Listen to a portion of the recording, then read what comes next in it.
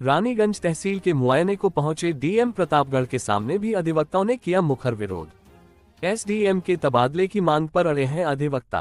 DM ने कहा अभी तबादला संभव नहीं, बाकी मांग स्वीकार है। निरीक्षण कर वापस लौटे डीएम शिव सहाय अवस्थी। रानीगंज तहसील मुआयना करने पहुंचे जिलाधिकारी व पूर्व विधायक धीरज ओझा की मौजूदगी में अधिवक्ताओं संघ की बैठक। बात न मानने पर एसडीएम के खिलाफ अधिवक्ताओं ने की गई नारेबाजी।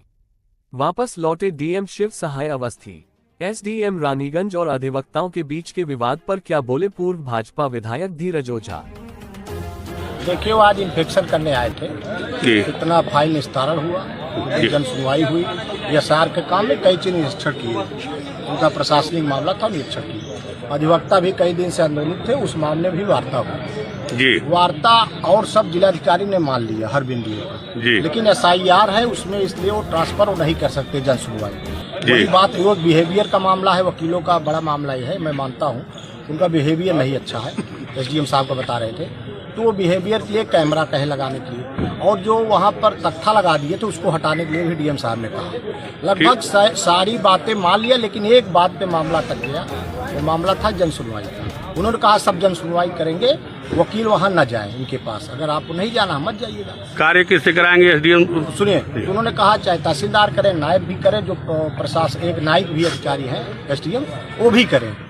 तो लेकिन इस पे भी अधिवक्ता का जो हमारे अधिवक्ता बंधु है, उस मामले में जन सुनवाई के मामले में नहीं मान पाए, इसलिए वार्ता जो है जो हुई थी उसमें विफल हो गई।